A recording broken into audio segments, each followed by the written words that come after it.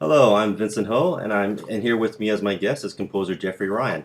This is part of the End Ensemble composer interviews of the 2015-16 season. Hello, Jeffrey. How are you doing? Doing well, Vincent. How are you? Fantastic. How are things in Vancouver? Things are great because it's the winter, but I don't think that. People complain about, having seasonal affective disorder, but I'm not one of those people. Oh, that's good. Well, before we begin, I'd like to give a little background information about you for our viewers. So let's see. You are a composer who is now based in Vancouver. You've been the recipient of many awards and have received nominations from the Juno Awards and Western Canadian Awards. You have also been the affiliate composer with the Toronto Symphony Orchestra from 2000 to 2002, and the composer in residence with the Vancouver Symphony Orchestra from 2002 to 2007. You graduated from the Cleveland Institute of Music with a Doctor of Musical Arts, and you've written for many, many illustrious musicians and ensembles, including the Griffin Trio, Penderecki Quartet, and the Hannaford Street Silver Band. So, Jeffrey, we will That's all be. very kind of embarrassing to sit here and listen to you do that, but there we are. Oh, really? Sit uh, here. oh, please. I think that's quite an accomplishment. A list of accomplishments. Lucky, I've been lucky. Now, regarding the work that Land's End will be presenting on January 31st in Calgary, Triple Witching. How did you set about writing the work? Well, first of all, just a little background about the work and how did you go about writing it? Well, it's a piece from early on in my professional career. It was commissioned by CBC Radio Music back when CBC Radio Music did that sort of thing, commissioning music. Um, and they wanted something for the Amici Chamber Ensemble, and it was going to be for clarinet, cello, and piano. I have a list of possible piece titles that I just keep adding to as I find ideas and turns of phrase or something that might inspire me to write a piece at some point. And I went to my list when I was asked to write this trio, and I saw that I'd written down triple witching. That's a term from the stock market, actually. It makes you think of Macbeth, and there's that kind of element to it, the three witches in Macbeth. But it's actually from the stock market. And I heard it mentioned on CBC one day when Judy Lee was giving her business report, her regular business report, and it was a triple witching day. And I thought, that's really interesting. I wonder what that's all about. And it happens 4 times a year, and there are 3 different options that all come due on that same day. And so traditionally, the thinking is that the last hour of that day is incredibly busy. It's a flurry of activity because everybody's trying to exercise their options or sell their options or do whatever they're going to do to try to make money on the stock market. And it seemed like a lot of these things were just totally imaginary. Like you were selling an option, or you were exercising an option, right? Which is really the possibility of buying something. It's not actually buying something, which I thought was just so bizarre. When I started at university, I was originally going to be an accountant, and I was in the business school Okay. at Wilfrid Laurier, and taking composition and theory in music as my arts electives. And one of the things that we had in first year business, in Business 111 class, was the stock market game. And in that game, we had little teams of, I think, 5 people, and we were given 10,000 imaginary dollars, and we had to imaginarily invest it and follow the actual stock market. And then the team that had made the most money at the end won some kind of prize. So we started with $10,000, and at the end of the game period, however many weeks that was, my team had minus 10,000. We had actually lost $20,000, and that was for me a sign that I did not need to be in the business school. I was in the wrong place for me. I just didn't understand all that because the whole concept of money, it's so imaginary. I mean, think about how much. I mean, I do use cash, but think of how much money we spend that is. It's just numbers. It's just numbers that are moved around in accounts. There's no actual physical money, and debit cards and credit cards, and how people can so easily get into debt, and how we struggle to to make enough money. I mean, you and I are freelance composers. You know, we're constantly riding the wave of the income and needing to look at where the next project's coming. And lots of people are in that kind of position. I find it so amazing. And, Right. you know, I live in Vancouver where housing is so expensive and food is pretty expensive. And it's life is challenging for a lot of people. And so it's so much a part of our culture. So I wanted to write this piece that kind of addressed the allure of money and the struggle of money and the way that money kind of comes into our hands and then it slips through our fingers just as quickly or even quicker. Right, right. So how did the idea of money or the whole concept of, I guess, the world of money, the economic world, manifest itself in musical terms in your work? Well, what I decided to do was kind of explore it in three different kind of thematic ideas. Hmm. There's a lot of three in this piece. It's triple witching, it's a trio, and there's three main ideas. So the first thing that happens in the piece is this very kind of enticing siren song kind of thing, very enchanting melody that all three instruments play together. And in fact, the pianist and the cellist have to also sing along with that. So it makes this very eerie kind of sound, Okay. kind of a call. And then suddenly it turns into this flurry of activity that has this kind of echo effect in the piano because of a little preparation that's been done holding down some of the keys to make this echo sound of, for me, that kind of represents the flurry of activity and then kind of the money just kind of disappearing out through your fingers. And then the third idea is really, it's more about kind of an introspective look at money and the role of money in our lives and how we struggle with that or how we attempt to find peace with that.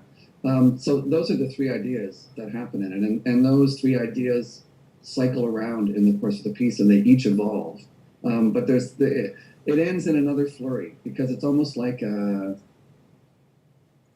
it's this never-ending search for, you know, we have money, we spend money, we need more money, and it never seems to end. I see. And so as the material evolve, how do they, I guess, evolve? Like, what's the direction? How do they develop? Yeah, first you mentioned how it starts out with that eerie sound and them in unison, but then they branch apart. How does that, how would you say the compositional process led you to evolve the material? Well, I think in the compositional process, really, all music is about variation. It's where you take the opening idea piece, and that's often the hardest thing to write, is to find the way to open the piece. And then you're really taking that material and playing with it. Okay. And that's really what I mean by the way that it evolves. It isn't so much that there's a particular dramatic arc to the way that it evolves over the course of the piece, or the way that those three ideas each evolve over the course of the piece. But it's more about how a theme might sound one way, and then when it comes back, it doesn't come back exactly the same, but it comes back with some kind of element in it that's recognizable. Okay. So that the bewitching theme at the very beginning, you hear it come back, but it comes back maybe with more glissandos in it, or it's maybe sped up, or maybe the colors that are in it with the three instruments are changed, but it's still recognizable. You can still hear it. When you get the flurry of activity, which is the second idea, you hear that, and then the sound echoes. That comes back a little later with that kind of gesture being in the clarinet and the cello, but the piano underneath is going,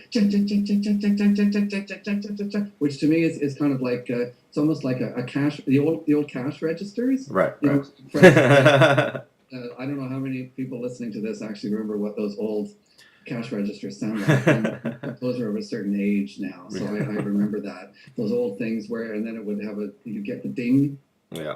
When the door would open. Yeah. Whatever happened to those characters? But it's kind of like taking the idea of the flurry All right. of energy about making money, and Right. then just expressing that in a slightly different way. So it's a lot of it is really the same kind of energy Uh-huh. and similar kind of gestures, Hmm. and that's how the variation works. Okay, so that's how your ideas came to be in terms of developing material from these ideas, these, I guess, visualizations in your mind as to how money manifests itself in our everyday lives and created in musical terms. Yeah, my music is it's really not. I'm not interested in just finding an interesting sound and then playing with it. Right. Music for me, there are other layers and aspects to music. It's not just about the sound. It's how we respond to the sound. It's the emotional content of what the piece is about. If there is a dramatic arc, Hmm. in the course of a whole piece, I'm thinking about that. I'm thinking about the journey. The journey in this piece is kind of that we never seem to get off the rat race. So in a certain way, it kind of ends in a way that it started, because you never really get off that cycle. Right. But in terms of the shape of it, when I write music, I start at the beginning Okay. and I write to the end. And there's a lot of thinking in advance. There's a lot of thinking about the ideas in the piece before I even write a note. Hmm. I remember thinking about this piece a lot, so that when I actually sat down to write the piece, I ended up writing the piece very, very quickly, because I had a sense of how it sounded. I knew kind of what the overall shape was going to be. I knew that it was going to have a major piano solo right in the middle of it as a central thing, so that it kind of went to that and then came back around. Okay. So I worked all of those things out in my head Mhm. beforehand. You play around at the piano a little bit. There's a piano in this piece, so you kind of play around at the piano and see what you're coming up with, and then you just work with the material. But really, it's about finding that what is the opening sound, Mhm. and what then happens with that, and that's how the piece works. So I start at the beginning and I go to the end. Well, I'm glad you brought that up because I was wondering. I've known your music since 1998. We've known each other for many years, and many of your works have very evocative titles. I would almost say that they have some programmatic element from, say, your pieces like Poison Wind, Bellatrix, Angel Seasons, and so many more. I'm just wondering, when you try to think of that opening, or when you try to think of that sound, or what you want to say, does the programmatic element come into play, or does that come later? Do you start with the sound first, or do you start with a story first, or how does it work for you? Well, I think when people use the word programmatic, I think a lot of people can take that to mean that there is a story Hmm. involved. Um, my music, very little of my music actually tells a story. Hmm. I mean, obviously, opera does, and there are a couple of other pieces that I can think of that kind of have a specific story journey in them. Hmm. But the titles for me are really just evocative of the concept and the emotional content and the thinking behind the piece, as opposed to kind of planning it out. So I don't think of that as programmatic. Okay. I think of programmatic as something maybe more specific than other people do. But for me, the title comes first.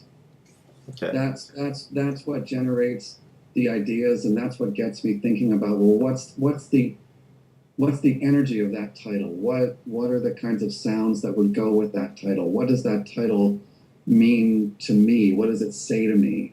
And that's kind of where it starts. That's why I keep this list of potential titles. Anything that I read or hear or see that suggests a sound idea to me, I write that down, and then I wait for the right commission to come along to So that's the initial seed. You first come up with the title and let it grow from there. Yeah, Huh. and I mean that was the case with Triple Witching. I was asked to write a trio, Hmm. and I looked through my list and I went, "Oh, maybe this would work." And then when I start to think about that, Hmm. yeah, that does work. I see. I see. Because I had always wondered about that. just basing it on the titles of your works and listening to your music, I always got the sense that there is a journey involved and it fits with the title that you come up with for those works. And I always wondered if there was a programmatic element that comes along with the compositional process. Now that you've explained how it's the title that comes first, the music is more of an evolution or an outgrowth of the thinking that began with the title. I would say, yeah, I would say it's an outgrowth I for sure. It's not that I'm trying to tell a story; it's that I'm trying to express some kind of emotion, some kind of emotional reaction. I mean, as composers, we're kind of manipulators, right? We're trying to manipulate the audience into feeling something that we would like them to experience, right? And so that's a big part of what I'm doing. To call a piece, trio number one, wouldn't really tell you much about what that piece was about. And I think when you hear a piece that's called Triple Witching, you immediately wonder what's that about, right? Somebody told me once that with regard to my titles, that whenever he saw my titles, it made him want to know what the piece was about. I see. And I think that's a great thing, right? If you find a title that just captures people's imagination. I remember a performance of Triple Witching that was at a house concert years ago in Toronto, and it was at a concert for donors, and it was a fundraising concert. So there were a lot of people who actually understood the stock market, unlike me. But when I got up to introduce the piece, and I said, the next piece you're going to hear is by me, and it's called Triple Witching. And like half a dozen eyes in the room went, they wanted to know, how did they knew what that term meant. And suddenly they were like, oh, I want to know, what is this? What is he saying about this? What is this music going to be like? Because I can suddenly relate to this. Actually, that is a very interesting point, because in a sense you're creating a musical or an artistic expression or representation of something that doesn't normally is associated to artistic representation. Triple witching, a term in the stock market world. Of course, it would be interesting for anybody who knows the terminology to hear how one would express it in musical terms, or any artistic terms, let it be visual, narrative, or even dance. So I can see how that, in a way, you're creating a bridge through this piece by communicating this concept in musical form. It's funny that you mentioned dance, because this piece was actually choreographed. Oh, wow. A couple of years ago as part of a project here in Vancouver with the Canadian Music Centre, BC region, and the Dance Centre. Here they did a partnership called 10 by 10 by 10, which was 10-minute pieces by 10 BC composers with 10 BC choreographers. Wow. And my piece, Triple Witching, got selected for that, which was great, because I love dance, because it's so fascinating to me to meet artists who, where I respond to something in terms of sound, they respond to something in terms of movement. It's so completely different from me. I'm just in awe of that. Right. And so Triple Witching, which had just been released on a CD, that was assigned to Byron Chiefmoon, who choreographed a duet for that. Kind of about he's a First Nations choreographer, and so he was looking at the idea of the trickster, things like that, and relating it to money and property, and kind of connecting it to Vancouver specifically. Oh, that's amazing. It was great. It was amazing. That must be amazing to see it manifest itself in dance form or gestural form. Yeah, now, quickly, we don't have much time left. What are you working on now? Right now, I just got back from a 3-week tour of the Northwest Territories in conjunction with the Griffin Trio's Listen Up project, which is an outreach project that they've done for a number of years. I've done the last couple of years with them. They go into a community. In this case, the Northwest Territories, we went into 6 communities. We work with a school. The kids write poetry based on a theme. In this case, the 4 elements. So they've written poetry, and I and an assistant composer, Carmen Braden, who's actually studying in Calgary. Right. She's from Yellowknife. She and I went into the schools and we did 2 days of workshops to give the kids some composition tools so that they could set their poetry to melodies. And then I came back to Vancouver with 100 melodies and poems to use that as source material for a 25-minute piece for youth choir and the Griffin Trio. And we'll all reassemble in Yellowknife in May, the end of May this year at the Northern Arts and Cultural Center. And that 25-minute piece becomes part of a bigger 90-minute show. Fantastic. And we're also bringing 10 kids from each of the communities that we went to form this choir. So it's really exciting. The next thing will be a dance piece with standing wave and choreo dance here. So it's kind of two completely different kinds of projects. One is really about outreach and connecting with kids and a real collaborative kind of piece. And the next one is dealing with a professional sextet and a professional dance company and collaborating in a completely different kind of way. I love the fact that so much of what I'm doing these days and so much what people are asking me to do is collaborative. That's fantastic. Because as composers, we sit at our desks, right, for months sometimes writing pieces. And with an orchestra piece, for example, you can sit for months and write and write and write and write and write. And then it only becomes collaborative 2 days before the premiere when you go to the first rehearsal. So it's so great to have a different kind of process where you're collaborating and getting feedback and bouncing ideas off each other all along the way. So I'm really excited about that. Yeah, this sounds very exciting. I look forward to hearing these new works of yours. Now, quickly, if you can, name your favorite book, movie, and composition that you've heard so far that is your favorite this year. This year, I have to tell you, that's a hard question, Ben.